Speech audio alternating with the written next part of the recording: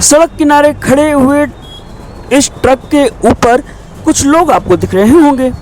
एक माल उतार रहा है, दूसरा माल पास कर रहा है और तीसरा माल को कार में बैठा जा रहा है और चौथा तो कार को ही एडजस्ट कर रहा है। जी हाँ, यह कोई माल उतारने की घटना नहीं है, यह है घटना दोहरी घाट के शातिर चोरों की, जिसकी सीसीटीवी फुटेज सामने आई है।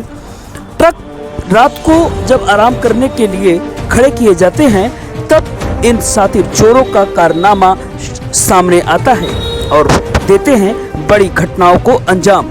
जी हाँ, ट्रक ड्राइवर के मुताबिक 3 साढ़े 3 बजे की भोर में जब वह अपनी गाड़ी को सड़क किनारे खड़ा करता है और अपने टहलने घूमने चला जाता है, तब यह चोर अपने संगीन वारदात को अंजाम देते हैं और ट्रक में माल को त्रिपाल फाड़कर गाड़ी में पास कर देते हैं।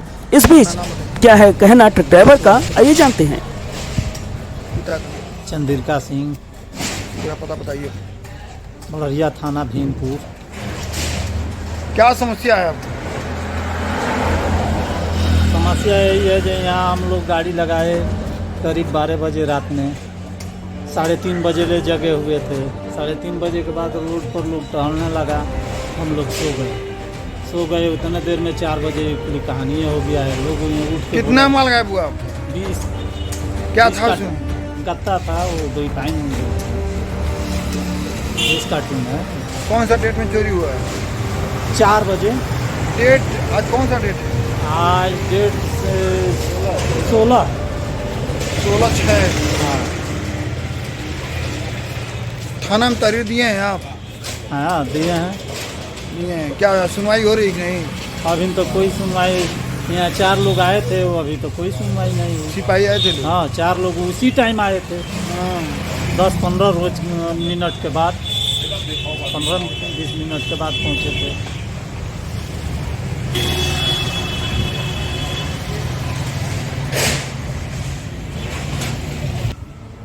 बोलिए।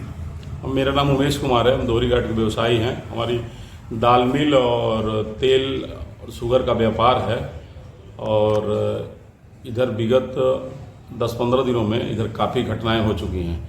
मिल गेट के सामने रोड पे चौथी बार है आपके यहाँ समस्या? अब हमारे वहाँ तो दूसरी बार घटना घटी है। हाँ, तीसरी बार। हाँ, इसके पहले एक गाड़ी आई थी 6 दिन पहले, फॉर्चून किंग रिफाइन लगा था, पीछे से तिरपाल काट के अज्ञात कार से आए, लेके चले गए। उसका FIR हुआ, उसके बाद अभी उस पर कोई रिएक्शन हुआ ही नहीं, ना कोई आया। अभी आज लेटेस्ट एक गाड़ी आई। आज कौन सा डेट? आज है 16 तारीख। बिहार रक्सौल से एक गाड़ी रिफाइन की आई थी, उसमें भी बेखौफ बदमाश 4 बजे भोर में आए, रिफाइन काट के लेके चले गए। मतलब क्या, मतलब आप सरकार से क्या, हमारे माध्यम से क्या कहना चाहते हैं जनता को? अरे मतलब व्यापारी को एकदम खौफ है। हमारे पास कोई गाड़ी लाने के लिए तैयार ही नहीं है, कोई खलासी, ट्रांसपोर्ट, ड्राइवर। हाँ, सब करें भैया आपके वहाँ जब इस तरह की दुर्घटना हो रही, कोई एक्शन नहीं लिया जा रहा है। हाँ, क्या किया जाएगा? और संतोष थाने से क्या सुनवाई हो रही है?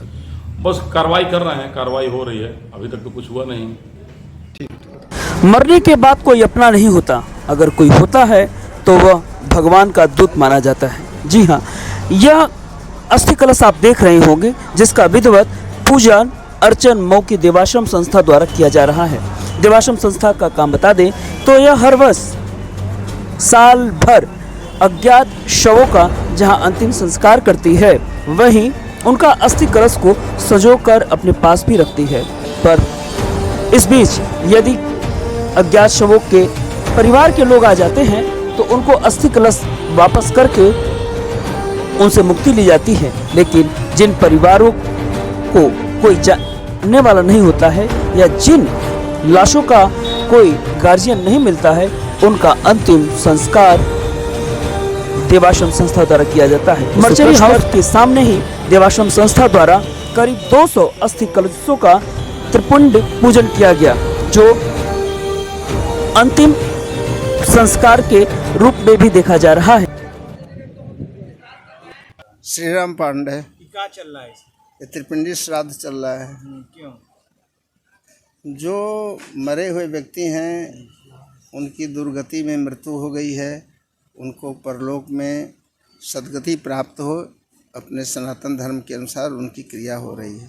कितने लोग हैं, कितने कलश? ये कभी 1000 हो जाते हैं, कभी 500 हो जाते हैं, कभी 300 होते हैं, कभी 800 हो जाते हैं। हर साल भर में जितने हो जाएं उनकी की जाती है। क्या हो रहा है यहाँ? ये अज्ञात शवों को जो हम लोग 2012 सत्र से देवाश्रम संस्था द्वारा जिनका जो है अग्निदाह करते हैं, उनका अस्थि कलश इसलिए रखते हैं कि ज्ञात होने पर उनके परिजनों को दे देते हैं। तो जो अस्थि कलश बच जाते हैं साल में एक बार, ये देवाश्रम द्वारा एक लाश घर बना है, उसके वार्षिक उत्सव के अवसर पर त्रिपिंडी श्राद्ध यज्ञ होता है उनकी आत्माओं की शांति के लिए, जिनको देवाश्रम के द्वारा मुखाग्नि देकर के उनका अस्थि कलश रख लिया जाता है। उनकी आत्मा की शांति के लिए त्रिपिंडी श्राद्ध यज्ञ का आयोजन हमारे 3 ब्राह्मण देव के द्वारा संपन्न हो रहा है। आज कितने लोगों का है? ये अब जनसंख्या कुछ घटती बढ़ती रहती है, इससे ज्ञात होते सब चले जाते हैं। हम काउंटिंग तो नहीं बता सकते एग्जैक्ट, लेकिन ये करीब हम समझते हैं कि 500-600 से कम लोग नहीं होंगे। अभी अस्थि कलश बहुत दे दिए गए हैं, आपके सामने सारे अस्थि कलश पड़े हुए हैं।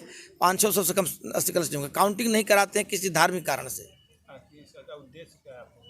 हमारा उद्देश्य ये है कि जो व्यक्ति लावारिस मर जाए उनके देवाश्रम वारिस बने, उनको मुखाग्नि दे करके उनका अस्थि कलश रखे और उनका त्रिपिंडी श्राद्ध यज्ञ करे, ताकि उनकी आत्मा को शांति मिल जाए, वो प्रेत योनि में न रहने पाए। आप कर्मचारी हैं?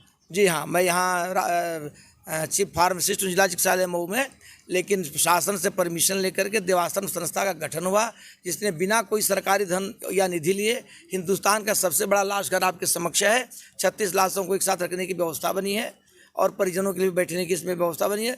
तत्पश्चात लावारिस शवों को हम लोग जलाते हैं। एक व्यक्ति से दान लेते हैं, समाज के ही व्यक्ति से लेते हैं, कोई सरकारी धन नहीं लेते। एक व्यक्ति से दान लेकर के, उन आर्थिक सहयोग लेकर के मैं मुखाग्नि ज़्यादातर मैं देता हूँ।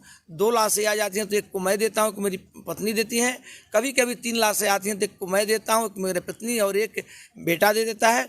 अब आजकल आशुतोष राय जी जो जिला सलाहकार बने हैं, उनके आ जाने से मैं जैसे 2 दिन उपस्थित रहा हूँ तो मुखाग्नि दे देते हैं। मुखाग्नि देने की समस्या रहा करती थी, कौन मुखाग्नि देगा, लेकिन अभी है कि वो समस्या धीरे धीरे दूर हो रही है। तो इन लोग जैसे कि कोई कट गया या कोई दुर्घटना मर गया और लावारिस है, उनका ये किया जाए? हाँ, उन्हीं का अस्थि कलश, जिनका कोई नहीं, आखिर उनको भी प्रेत योनि से बाहर करने के ब्राह्मण देव ने कहा कि उनका त्रिपिंडी श्राद्ध यज्ञ होना चाहिए। अगर विधि विधान से मुखाग्नि हो रही तो विधि विधान से उनका क्रियाक्रम भी होना चाहिए। तो त्रिपिंडी श्राद्ध यज्ञ होता है ब्रह्मा विष्णु महेश के 3 पिंड को देखते हुए। और बाकी जानकारी त्रिपिंडी श्राद्ध यज्ञ का पुरोहित जी से हमारे पूछ लें, डिटेल बता देंगे कि त्रिपिंडी श्राद्ध यज्ञ से हर गोत्र नहीं पता है, जाति नहीं पता है, केवल ये पता कि हिंदू हैं, तो उनके लिए त्रिपिंडी श्राद्ध यज्ञ की व्यवस्था है हमारे पुराणों में, हमारे पुरोहितों के द्वारा।